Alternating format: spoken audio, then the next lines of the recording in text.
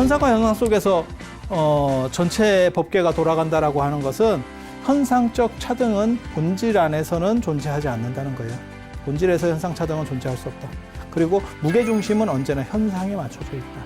이게 지금 이 얘기예요. 그럼 어떻게 되어 있느냐? 네가 다 우리가 다른 것 같지만 실제로는 다 대등관계였던 거야. 그 본질성에서는. 그래서 현상적인 차등이라고 하는 것에 너무 그렇게 대단하게 보지 마.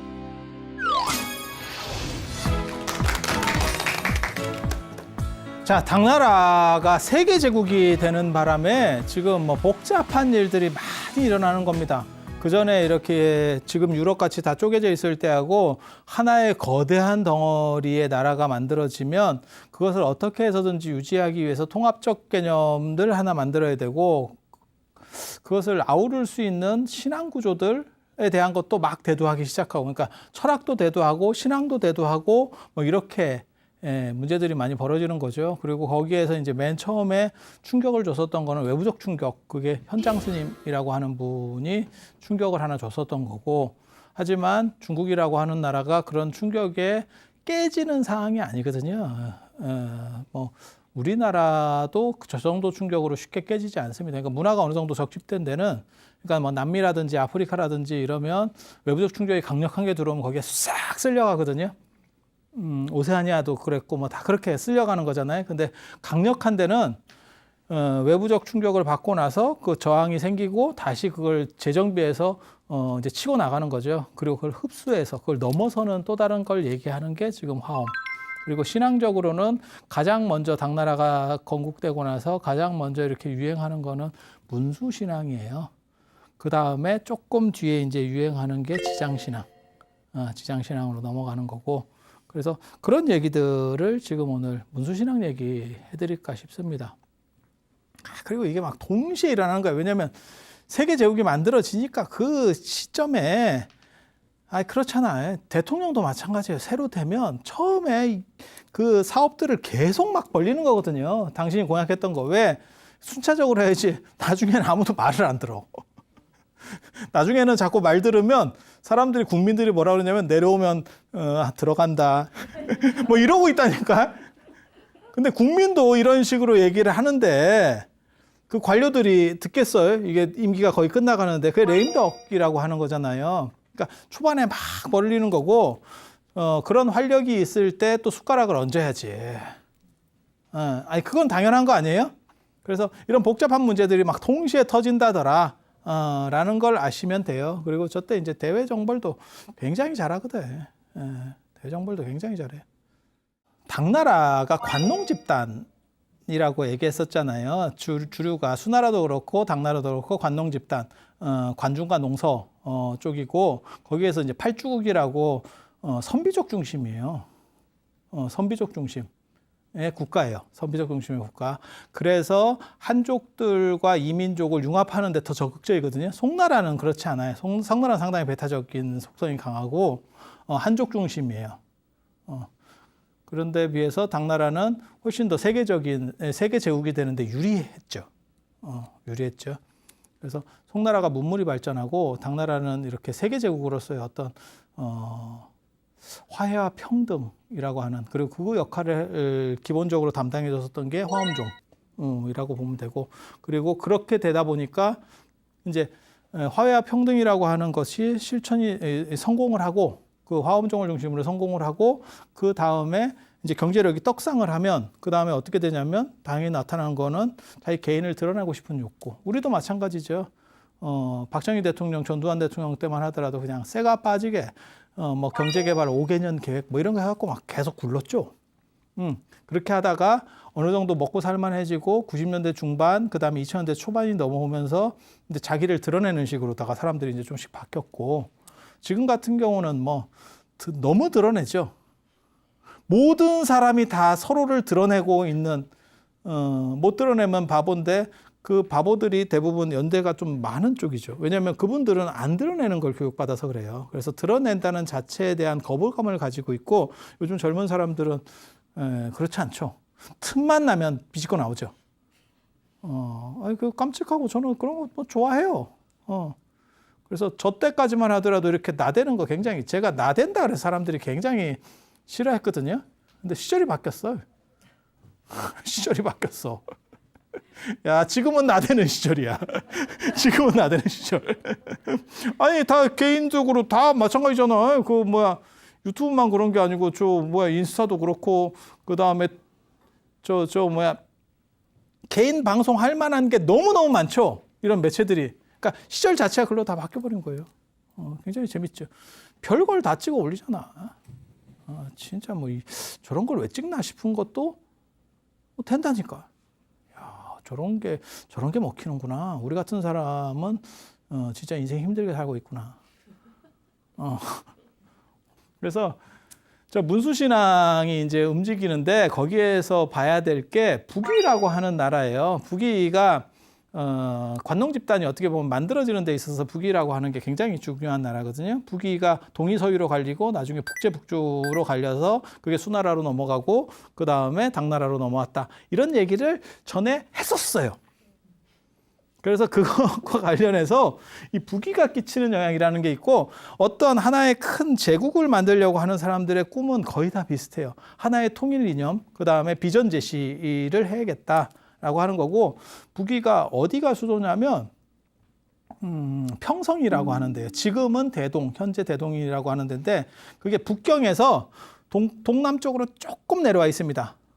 동남쪽으로 조금 내려와 있어요. 거기 평성이라고 하는 데고, 거기가 수도인데 그 옆에 오대산이 있어요. 보통 세계제국을 만들 때 이렇게 성지를 개척하는 경우들이 많습니다. 성지를 놓으면 새로 만들어지는 나라들은 정통성이 좀 없거든요. 그런데 어떤 성지 같은 걸 하나를 개발하면 무슨 일이 벌어지냐면 하늘의 뜻이 임했다. 안 그러면 부처님이 우리를 보호한다. 그러니까 우리는 선택됐다. 이런 식의 주장을 하기가 쉬워요. 그래서 당나라가 만들어졌을 때 동단 거점, 당나라 영토, 당나라 세력권에서 가장 동쪽에서 성지를 만들어. 그게 한국 오대산이에요. 한국 오대산. 원나라가 세계제국을 만들었을 때 동쪽은 해가 뜨는 방향이기 때문에 동쪽의 어떤 시발점으로서 아주 중요한 성지를 만들 필요성이 있어요. 원나라가 세계제국을 만들었을 때 원나라 영향권에서 제일 동쪽이 어디냐면 또 고려거든요. 그렇잖아. 설마 독도는 아닐 거 아니오. 독도에 성지를 만들 수는 없잖아. 그러면 사람도 안 사는데. 그래서 당나라 때 그런 식의 생각을 가지고 만들어지는 게 지금 우리 평창 오대산이고, 원나라 때 그런 식의 사고방식 속에서 만들어지는 게 금강산이에요. 금강산. 그러니까 똑같은 사고방식들이 움직이는 거예요. 그 같은 패턴들이 움직인다라고 생각하시면 돼요. 그래서 전 세계 영역을 규정하고, 안 그러면 내 수도 가까운데 어떤 성지를 만들어서 왕권의 정당성을, 그러니까 그게 오래된 왕조면 별 관계가 없는데, 그렇지 않은 왕조 입장에서는 어떻게든 정당성을 강조해야 돼요. 네. 그게 신에게 내가 선택이 됐든, 안 그러면 부처님이 나를 선택을 했든, 뭔가 변증할 수 있는 타당성을 얘기해 줘야 돼.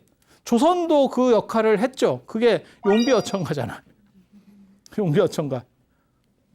우리 조상 대대로 뭔가 음덕이 있고, 하늘이 나를 선택을 했어. 진짜? 이런 생각이 들지만, 그게 의외로 먹힙니다. 그게 의외로 먹힙니다. 그 당시 생각으로 봤을 때는 좀 유치할 수도 있어요. 근데 그게 의외로 일반인들에게 잘 먹혀요. 생각보다. 그래서 처음 시작한 사람 입장에서는 약간 그럴 수도 있는데, 그래서 그 대동 옆에 이제 만들어지는 게 저 오대산 이라고 보시면 돼요. 그리고 그 오대산만 만든 게 아니고 전에 얘기했었던 운강석굴이 있죠. 다묘라고 하는 사람이 460년 태무제 다음에 이제 바로 만들기 시작하는, 거기에 이제 5만 1,000불이 모셔져 있다. 대략 252굴이고 굴은 252굴이고 5만 1,000불 정도가 모셔져 있다. 전에 얘기했었어요. 근데 왜 저 얘기를 지금 또 꺼내고 있냐면, 나중에 이제 문성재라고 하는 사람이 문성재 나오고 이제 효문재 나오고 뭐 이렇게 하는데, 이 양반이 낙양으로 천도해요. 문성재가 하나 정책을 피고, 그 다음에 이제 효문재 나와가지고 낙양으로 천도를 하거든요. 그러니까 그 북경 쪽에 있으니까 그냥 지도로만 생각해서 북경 쪽에 서쪽에 너무 치우쳐 있는 거야. 걔네는 유목문화 국가이기 때문에 만리장성 밖에 있다가 남하에서 언제나 그 북경 쪽이 문제다. 그 유목문화 쪽에서는 상당히 문제예요. 왜 그러냐면 그쪽이 약간 내려오는 만주족이 일어날 때도 그렇고, 그러니까 거란이 일어날 때도 그렇고, 여진이 일어날 때도 그렇고, 몽고 쪽이 또 그렇고, 그쪽이 상당한 요충입니다. 요충 지역입니다. 그러니까 자기네들이 원래 유목민 선비족으로 내려오니까 당연히 그쪽으로 수도를 정했는데 나중에 땅이 넓어지니까 무슨 일이 벌어지냐면 우리 세종시 같은 문제가 벌어진 거예요. 야, 수도를 좀 가운데로 옮겨야 되는 거 아니냐? 너무 멀지 않냐? 우리나라도 세종시가 나오는데 중국 같은 나라라고 생각해봐. 중국을 다 먹은 건 아니고 화북을 먹은 거예요. 그러니까는 회수 이북을 먹었는데 그것도 엄청난 땅덩어리거든요. 그러니까 그게 좀 문제가 있죠. 그러니까 저쪽으로 서쪽으로 더 가야겠는데 이렇게. 왜냐하면 동쪽에 치우쳐 있으니까. 당연한 생각 아니에요? 그러한 당연한 생각을 안 한 유일한 국가가 신라예요. 신라. 정확하게 말하면 통일신라죠. 신라 때만 해도 그럴 수 있어 라고 할지 모르지만 통일신라가 됐으면 한 번 정도 천도해야 되는 거 아니냐? 이 생각을 해야 되거든. 아니 지도상으로 이렇게 한번 봐봐. 그러면 충청도쯤 가는 게 좋지 않을까? 이런 생각을 할 것 같은데 한 번을 그런 생각을 안 하죠. 그게 어떻게 보면 신라가 잘 된 이유일 수도 있어요. 왜냐하면 얘네 갔다가 한족 문화에 흡수돼 버립니다. 그게 무너지는 이유 중에 하나거든요. 그렇게 해서 용문석굴 개척하다가 이쪽으로 딱 가니까 낙양으로 천도를 하니까 야, 낙양 쪽에도 이렇게 굴 파기 좋고 부처님 모시기 좋은데 어디 없어? 이게 용문석굴. 그래서 거기서부터 파기 시작해가지고 나중에 14만 2천 불. 동굴이 2,300개. 별로 안 커요. 가보면. 다 쪼만쪼만해. 큰 거는 몇 개 없어. 그리고 만불동 가면 거기 그냥 그 동굴 하나에 만불이야. 만불인가 한 번 정도 이제 볼 때마다 제가 의심을 하기는 했지만 그렇다고 쉴 수도 없잖아. 그리고 우리 정도 나이가 되면 쉬다가 까먹으면 난리 난다. 이 얘기는 뭐냐면 자기네 문화적으로 저런 석굴을 파고 있었기 때문에 그 석굴을 이어서 판다라고 하는 거는 충분히 타당하잖아요. 그런데 당나라가 저걸 이어서 파고 있다는 거예요. 그러니까 저게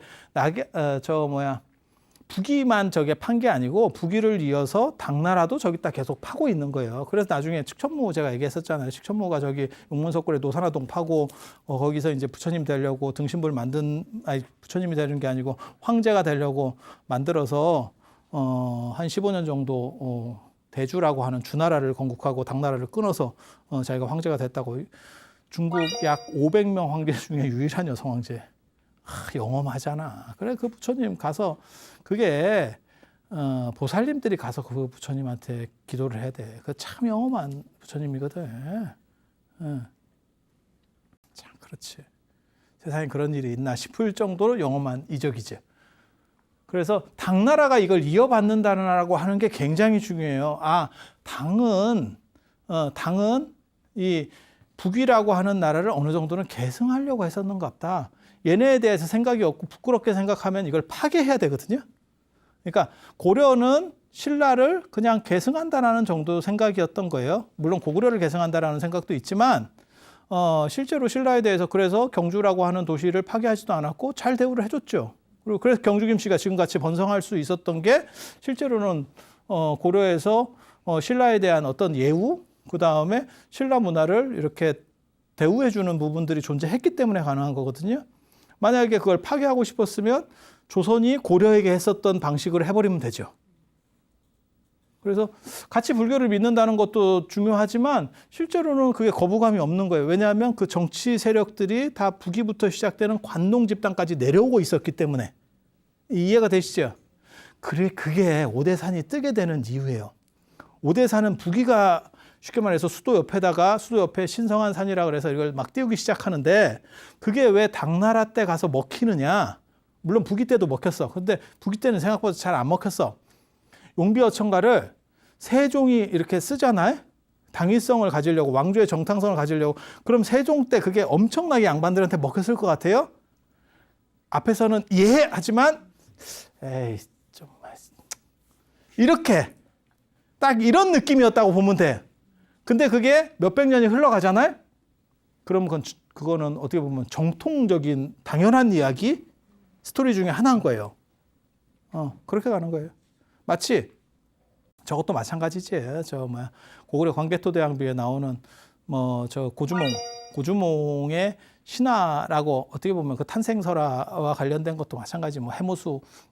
해모수의 아들이고 어쩌고저쩌고 동명성왕 이렇게 나오는 것도 그 당대에는 말 같지도 않은 얘기였다고 사람들이 감히 그렇게 말은 못 하는데 생각은 할 수 있죠. 근데 한참 지나고 나면 그거를 진리가 되는 거죠. 그게 어떻게 보면 그 집단 안에서는 누구도 함부로 얘기할 수 없는 성역이죠. 그렇지 않겠어요? 그렇게 가는 거예요. 그래서 맨 처음에 이 오대산이 떡상을 한 건 아니에요. 그런데 당나라 초에 이게 엄청나게 떡상합니다. 참 저 재밌다. 저 떡상하는 거 보면 어디서 또 이게 화엄종하고도 관련이 돼요. 화엄종하고도 화엄경 보살 주처품에 오대산 얘기가 나오거든. 청량산이라고 나옵니다. 문수보살이 인도에서 동북 쪽에 청량산에 계시고 거기서 일만보살에게 법문을 설한다. 대동하고 이렇게 같이 가르침을 설하고 있다. 이런 이야기가 나와요. 그래서 인도에서 봤을 때 동북 쪽이면 중국 아니요? 이렇게 시작하는 거거든요. 그리고 저게 왜 오대산이냐면 봉우리가 이렇게 5개가 있어요. 산이. 그래서 그게 오대산이고 오대산이 이꼬르 청량산 아니요? 이렇게 생각을 하는 거예요. 청량이라고 하는 거는 시원하다 라고 하고 상쾌하고 그게 이제 지혜로 통하는 거거든요. 판단이 명확하니까 딱 지혜롭다. 그래서 문수의 상징이 됐는데 중국 사람들은 그 시원한 게 너무 시원해가지고 이게 이제 문제가 되는 거예요. 그래서 이거 봐봐. 제가 써놨잖아. 오대산에는 4월에 얼음이 녹고 9월에 눈이 온다. 야, 참 미치겠다. 내가 그래 저거 만만하게 보고 한번 오대산 갔다가 2000년일 거예요. 제 기억에는 2000년에 제가 대학원을 다니고 있었는데 그때만 해도 첫 주는 안 가는 게 선생님에 대한 예의이기 때문에 지금은 그렇게 타면 욕 타바가지로 먹는데 그때는 다 안 왔어. 서로 다 안 와. 오는 놈이 이상한 놈이야. 오는 놈이 선생님을 피곤하게 만들어. 그리고 그때 첫 주면 9월 첫째 주에 갔지. 오대산에 갔지. 야, 그때 우박 맞고 왔는데 나 진짜 만만하게 보고 갔다가 나 그때 그 기억을 지금도 잊지 못한다. 그때 되게 아팠어요. 우리는 하복이 없잖아. 지금도 봐봐. 제가 이렇게 환자같이 이렇게 삐질삐질하는 게 이거 입었지, 이게 이렇게 되거든. 그러니까 약간 이제 춥다고 사람들이 그래서 약간 춘추를 갖고 갔어도 나 바람 부는데 나 그렇게 추운 거 거의 못 느껴봤네. 겨울에도 그렇게까지는 안 추울 건데 근데 겨울에는 이제 좀 생각을 하니까 갑자기 쓰나미 같이 닥친 거지. 그렇게 오대산 중대에서 거기 문수보살 설법지거든요. 그 설법 좀 들으라고 갔다가 아이고 야 추워가지고 그래서 문수보살이 안 계시더라고. 그래서 내가 이해를 했잖아. 야 이게 지금 당신도 추워서 안 나오시는갑다. 내가 그 생각을 했어. 야, 이거 오대산이 좀 문수보살이 좀 편할 것 같기는 하다. 왜냐면 맨날 추우니까 맨날 이게 파장이야. 나 그 다음에 가서도 눈 맞았어요. 이게 오대산이 원래 그래요. 그리고 해발이 높아요. 지금 보시면 아시겠지만. 이게 북대는 3,000이 넘어요. 그래 올라가기도 쉽지 않지. 그럼 저기를 어떻게 올라가느냐? 차로다. 모든 중국산은 편하니까. 내려서 5분만 걸어가면 정상이야. 5분만 딱 걸어가면 정상이야. 중국산은 너무 좋아. 너무 좋아. 그렇게 해서 근데 저 5대를 믿을 수는 없어요. 왜냐면 5대가 위치가 바뀝니다. 나중에. 그래서 5대를 다 믿을 수는 없고 지금 5대는 저렇게 되어 있다는 정도 하고 북대가 아무튼 제일 높아. 그런 정도 생각을 하시고 이 오대산이라고 하는 게 처음에 북위에서 이제 자기네 왕조의 정통성을 강조하기 위해서 오대산을 개척하게 되고 그게 청량산이라더라. 라고 생각을 하기 시작하는 거고 거기를 문수보살의 성지로 만들어요. 왜 관세음보살이 아니었을까?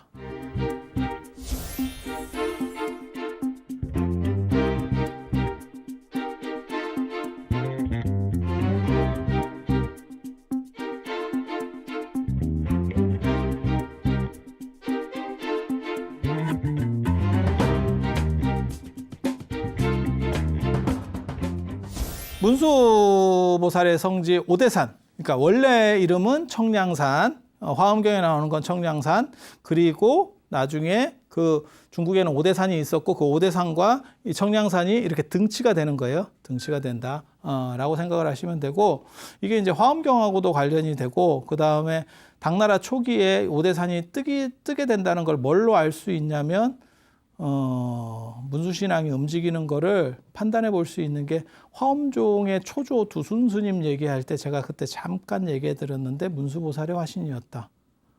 뜬금없이 문수보살 얘기가 그때 나왔었어요. 화엄과 문수가 도대체 뭔 관계가 있지? 화엄과 문수의 관계가 있긴 있지. 왜 그러냐면 문수보살은 비로자나 부처님, 이 비로자나 부처님을 노사나 부처님이라고도 합니다. 이거 착각하시면 안 돼요. 그러니까 두 종류가 있어요. 두 종류가 법신, 보신, 화신할 때는 법신 비로자나 부처님, 법신 비로자나, 그 다음에 보신 노사나, 그 다음에 화신 석가모니, 이렇게 놓는 경우가 어떻게 보면 후대의 일반적인 경우고, 그래서 비로자나 부처님은 실제로 부처님 형상으로 하고 있고, 노사나 부처님은 장엄보살이라 그래서 보살 형상으로 하고 있어요. 이렇게 장엄한 보살 형상을 하고 있어요. 그리고 보통 저 노사나 부처님은 이렇게, 이게 설법인 이렇게 하고 있다고 보면 돼요. 설법인이 이렇게 할 수도 있고 이렇게 할 수도 있거든. 그래서 이제 설법인을 하고 있는 거예요. 아미타 부처님도 어떻게 보면 그 설법인하고 관련되는 거예요. 그 하품 중생인이라고 하는 게 뭐 그렇다 치고, 이렇게 분리돼서 나오는 경우가 있고, 비로자나 부처님 이꼬르 노사나로 나오는 경우도 있어요. 비로자나 부처님은 80화엄경에서 비로자나 부처님이고 60화엄경에서는 노사나 부처님으로 나와요. 그리고 같은 부처님입니다. 같은 부처님. 그러니까 번역어가 다를 뿐이에요. 그러니까 두 가지 용례가 있는 거예요. 두 가지 용례가. 이렇게 차등을 둬서 얘기할 때가 있고, 같은 부처님을 이름만 바꿔서 쓸 때가 있고, 그러니까 약간 헷갈리지. 아예 이름을 다르게 써주면 좋은데. 그래서 측천무가 낙양 용문석굴에 자기가 황제가 되려고 등신부를 모셨는데 봉선사 노사나동이다라고 하는 게, 그 노사나동이 실제로는 이 노사나불이 아니고 이 비로자나 부처님을 얘기하는 거예요. 60화엄경을 중심으로 하는 본존이라고 생각하시면 되고, 비로자나 부처님과 석가모니 부처님의 좌우 보처가, 이쪽이 좌측이니까 이쪽이 문수보살, 이쪽이 보현보살이잖아요. 이쪽이 보현보살. 그리고 문수보살이나 보현보살, 이제 보통 이제 4대 보살이라고 하면 문수, 보현, 관음, 지장을 얘기하거든요. 이게 4대 보살. 그리고 이제 플러스 1로 들어가는 게 누구냐면 미륵입니다. 그런데 이 세 분은 독립성이 굉장히 강해요. 그러니까 혼자서도 활동을 한다니까. 혼자서도 활동을 해. 그리고 이 두 분은 독립성이 상대적으로 약합니다. 그래서 비로자나 부처님이나 석가모니 부처님하고 같이 나와요. 같이 나와요. 그런 정도 일단 생각을 하시면 되고, 그런 상황에서 이 문수보살의 독립성이 떨어지는데 왜 하필 문수보살의 성산이 만들어지는 거냐면, 이런 분들은 독립성이 강하기 때문에 독자적으로 자기의 어떤 세력권을 가지고 있어. 그래서 세력권이 불투명한 약간 떨어지는 보살을 선택을 해서 끌어올리는 거예요. 이해가 돼요? 그랬을 때 우리랑 결합시키기가 더 좋지. 나랑 어떤 보살을 결합시키려고 하는데, 그러니까 부기의 왕조 입장에서 이미 떠 있는 관세음보살이나 이렇게 하면 그냥 갖다가 빌려 쓰는 것 같은 느낌이 되는 거고, 약간 독립성이 떨어지는 보살을 이렇게 쓰게 되면 그러면 특수성이라는 게 발현이 되는 거죠. 그래서 몽고 때도 금강산이 법기보살, 단무갈보살이라고 하거든요. 여러분들 입장에서는 듣보잡입니다. 이런 보살이 도대체 누굴까? 이렇게 생각할 정도의 보살 신앙이 나오게 되는 거예요. 그러니까 특수성을 발현시키는 거죠. 근데 그거는 너무 특수성이어갖고 사람들이 잘 몰라. 지금까지도 잘 몰라. 저분의 정체는 뭘까? 이렇게 되는 거야. 더 이제 듣보잡으로 우리나라의 보살 신앙이 돼 있는 게 저 장흥의 청관사, 청관보살, 지제산의 청관보살이라고 있거든. 청관보살 신앙이라고 중국에도 있어요. 청관보살 도대체 누구요? 우리 같은 사람이 단무갈보살은 알아도 청관보살 정도 되면 야 이거 복잡하다. 이게 찾아봐도 정체성이 애매해. 그러니까 예를 들어서 내가 어떤 호족이야. 호족도 그런 행태를 하는 거예요. 내가 굉장한 강력한 지방 제후야. 그러면 나의 정당성을 강화시키기 위해서 어떤 보살을 하나 끌어들여서 끌어당겨버리는 거예요. 이해가 됩니까? 근데 그거는 기본에 유행하는 게 아니고 약간 옆에 있는 그런 식으로 해서 문수보살이 선택된다고 보시면 돼요.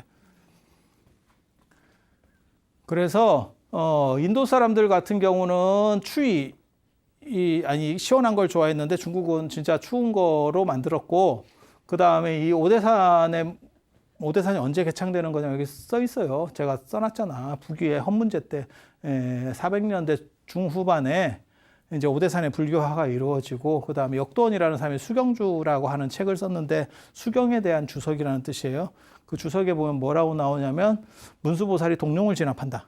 오대산 문수보살이 동룡을 진압한다. 동룡이 뭐냐면 산에서 안개 끼는 거. 그런 걸 옛날에는 용이 이렇게 입김을 뿜었을 때 산안개 이렇게 차곡하게 끼는 거 있잖아요.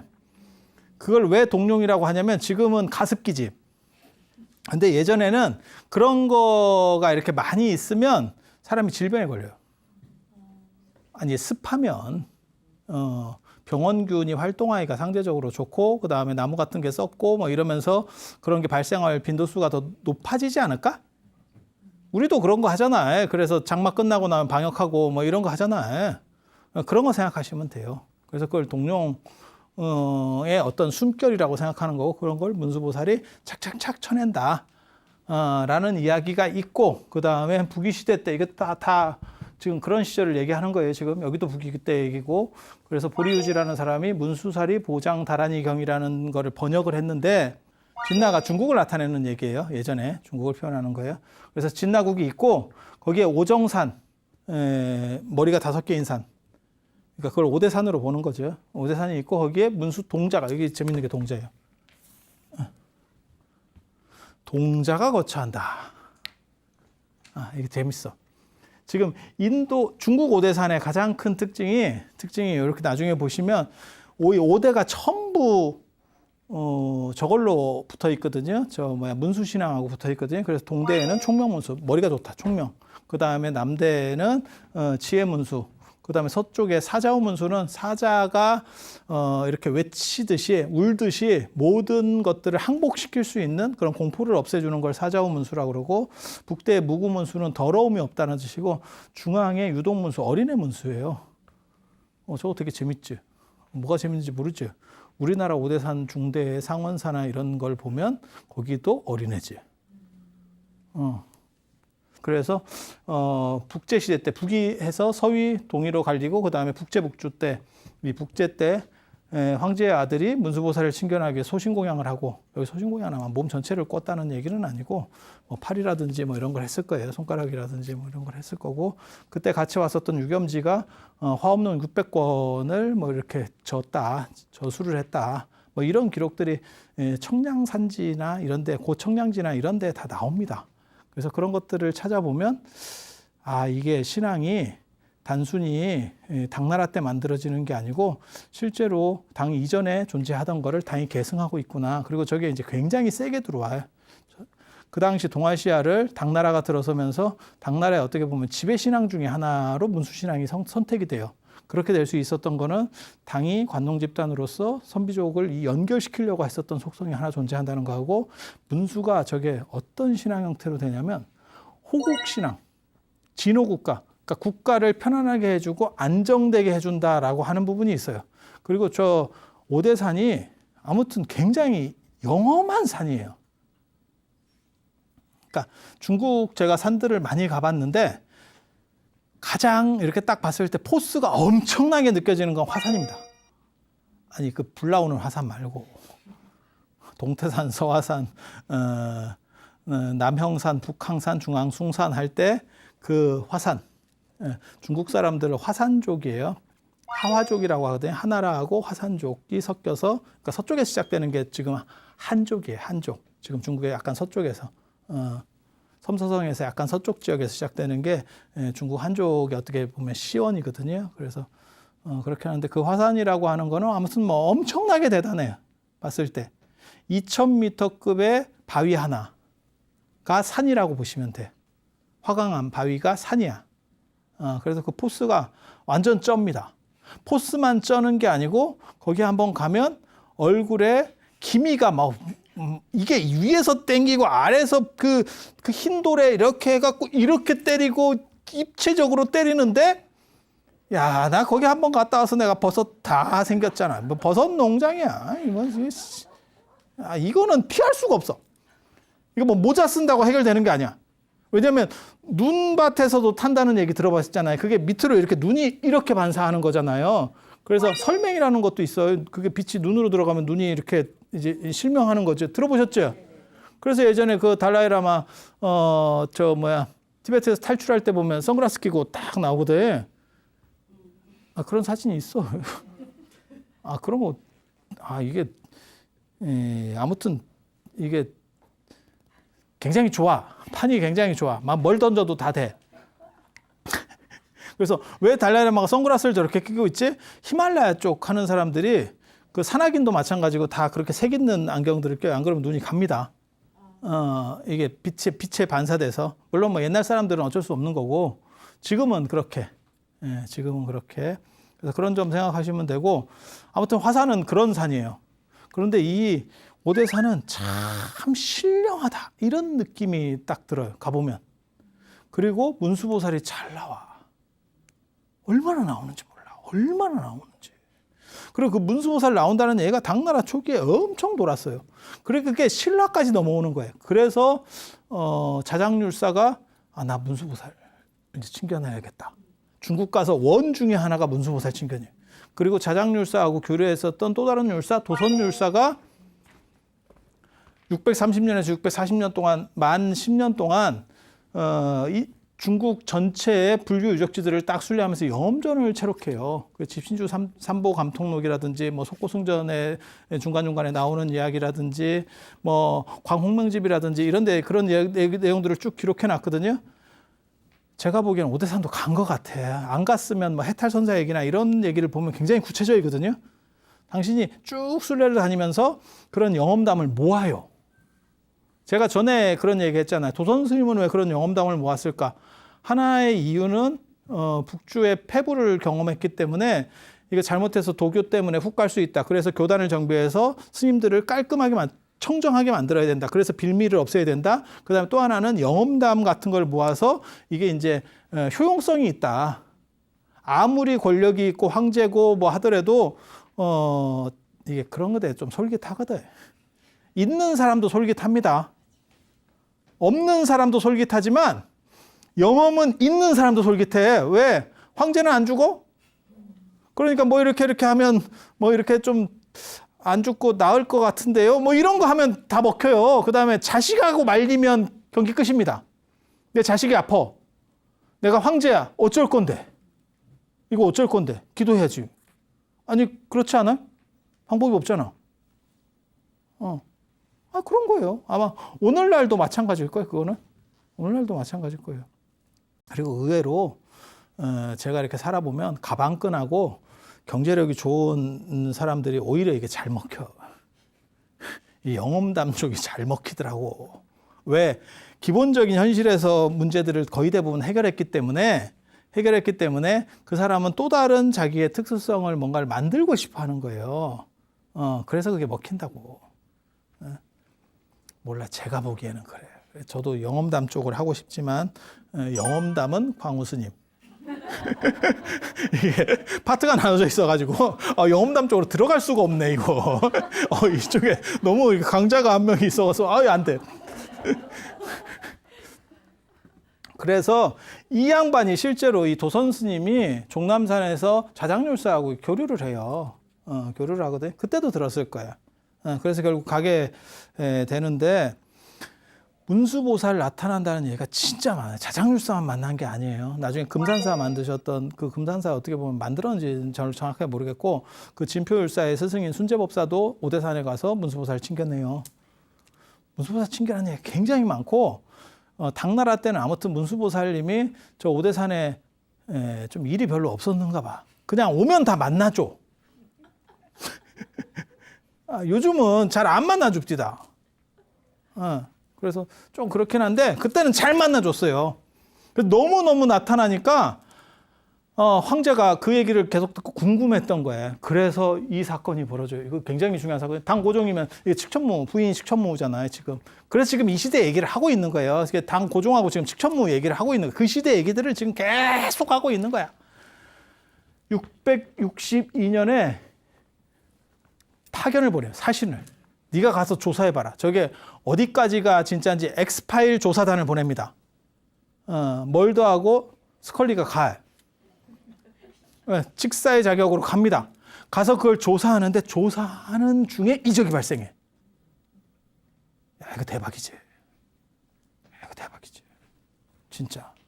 그렇게 이적이 발생하는 바람에 무슨 일이 있냐면 662년에 그 이적이 발생하니까 갔다 와서 보고서하고 어쩌고저쩌고 해서 올렸을 거 아니에요. 그래서 664년에 오히려 대규모 공양이 들어갑니다. 그리고 또 제4대 중종 때 이게 칙천무 아들이거든요. 이게 불광왕 이연이에요. 전에 말씀드렸던 불광왕 이연. 어렸을 때 머리 깎고 절에 잠깐 들어갔다가 나왔던 그 불광왕 이연. 이제 엄마한테 나중에 잘리지. 잘리고 엄마 물러나고 난 뒤에 또 황제를 또 해요. 다시 복권돼요. 엄마가 야, 너 그만해. 내가 할 거야. 이래갖고 이제 중종 내려가는데 중종 때도 702년에 이 조사단을 또 보내요. 그러니까 궁금한 거야. 계속 그 얘기가 지금 나오니까 시대적으로 이게 지금 반복되고 있는 거예요. 굉장히 재밌습니다. 그래서 또 보내고 그 다음에 나중에 8대 대종 때는 무슨 일이 벌어요? 이게 772년 상당히 좀 늦은 때예요. 이때보다 좀 많이 떨어지는. 그때 전국의 문수전을 전국 사찰의 문수전을 만든다니까. 그게 뭐냐면 저 문수보살의 문수전을 이렇게 하나를 만들면 그게 전국을 평안하게 하고 안정되게 한다. 그러니까 국가를 보호한다라는 거예요. 그리고 이런 식으로 여기가 이제 떡상을 이제 중국이 확 일어나니까 무슨 일이 벌어지느냐? 우리나라에서도 자장률사가 오대산을 개창하게 되는 거고 지금 평창에 오대산을 개창하는 거고 그래서 제가 늘상 얘기하는데 평창 오대산이 1호점이다. 본점은 중국. 그 다음에 2호점이 일본 오대산이 있어요. 이 성무천왕도 문수를 친견했다 하는 거고 거기에 이제 724년. 그러니까 요 중간쯤 되는 거죠. 요 중간쯤 되는 거. 724년에 행기라고 하는 이 교키 스님이 일본 고치현에서 일본 고치현 고치시에 오대산, 일본에도 오대산이 있다니까. 애석하게도 근데 일본에서는 생각보다 잘 못 떴어요. 그래서 일본에 오대산이 있는지 일본 살다가 온 놈도 모르더라고. 내가 너 오대산 가봤냐? 이렇게 물어보면 잘 모르겠는데요? 이렇게.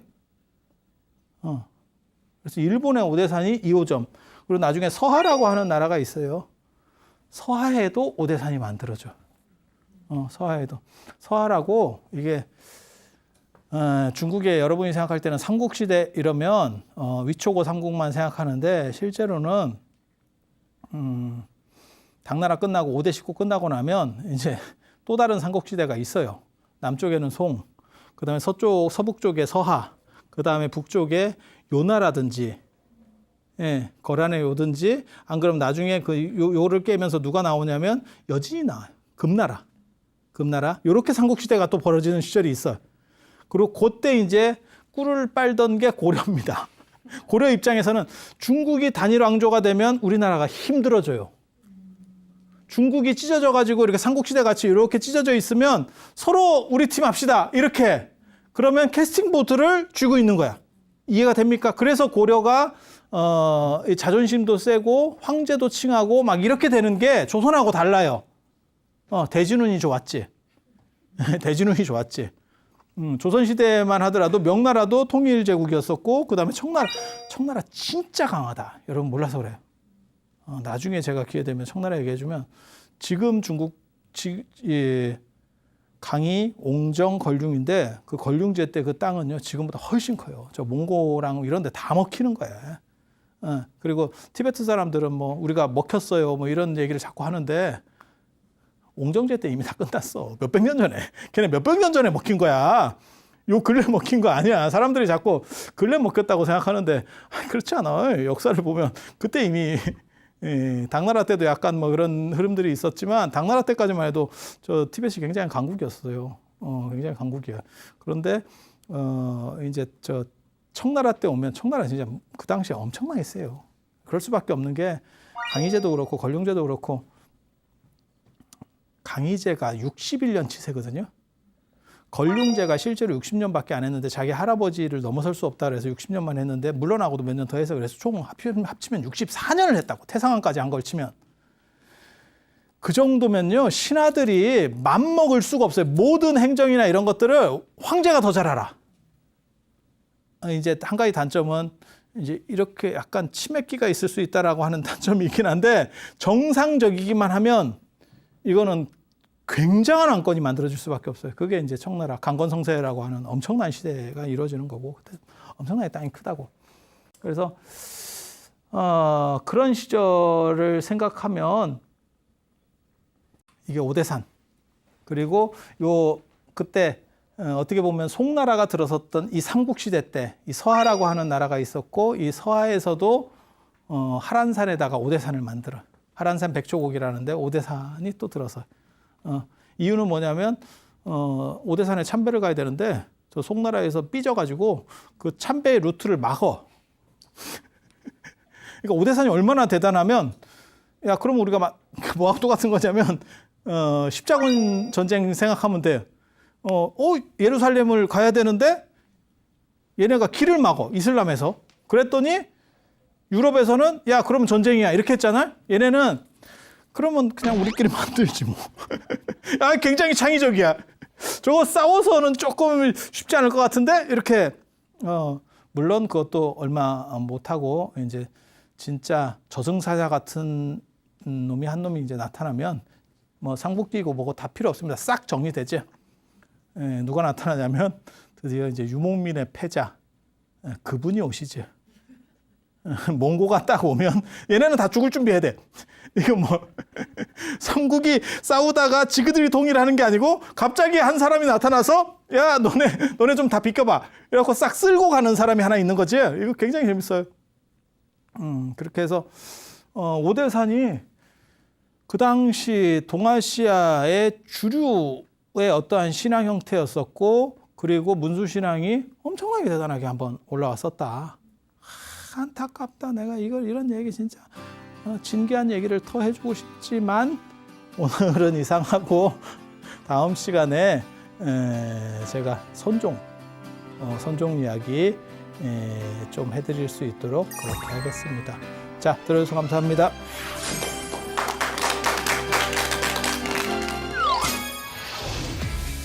첨을 통해 황제바이오에서 황제 동충하초 엑기스, 황제 버섯 감로수를 드립니다. 사찰로 들어서면 마음이 포근해집니다. 힘들었던 기억은 내려놓고 나를 찾는 시간을 가져봅니다. 나를 위한 행복 여행 템플스테이로 당신을 초대합니다.